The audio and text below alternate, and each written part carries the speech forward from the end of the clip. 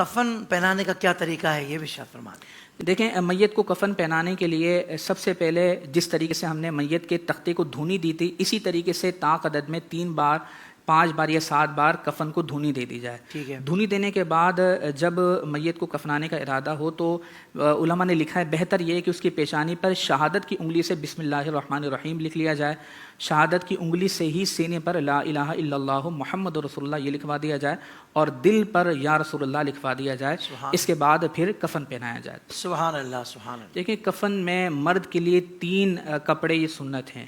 ایک لفافہ کہلاتا ہے، دوسرا ازار کہلاتا ہے، تیسرا قمیص کہلاتی ہے۔ ٹھیک ہے۔ جو لفافہ ہے یہ میت کے قد سے کچھ بڑا کپڑا ہوتا ہے، یہ بعد میں اس کو لپیٹا جاتا ہے۔ تو میت کے قد سے ایک بڑا کپڑا ہوتا ہے، پہلے وہ بچھا دیا جاتا ہے۔ صحیح ہے۔ اس کے بعد پھر دوسرا کپڑا ہوتا ہے جسے ازار کہتے ہیں، یہ میت کے بالکل قد کے برابر ہوتا ہے، سر کے بالوں سے لے کر پاؤں کے قدموں تک بالکل برابر ہوتا ہے، یہ بچھا دیا جائے۔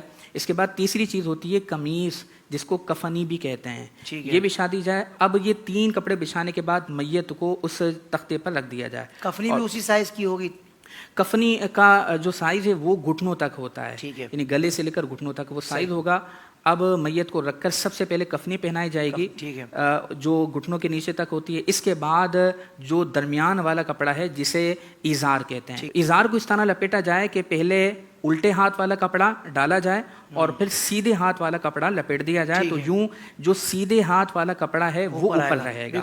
اس کے بعد جو سب سے پہلا کپڑا بچھایا تھا جسے لفافہ کہتے ہیں، اس میں بھی یہ ترتیب ہوگی کہ پہلے الٹی جانب والا کپڑا اس کو لپیٹا جائے، اور اس کے بعد پھر سیدھی جانب والا کپڑا لپیٹا جائے۔ اس کے بعد جو ڈوریاں ہوتی ہیں وہ ڈوریاں باندھ دی جائیں۔ بالکل صحیح ہے۔ بہت آسان انداز سے، سہل انداز سے مفتی صاحب نے یہ طریقہ بھی سمجھا دیا۔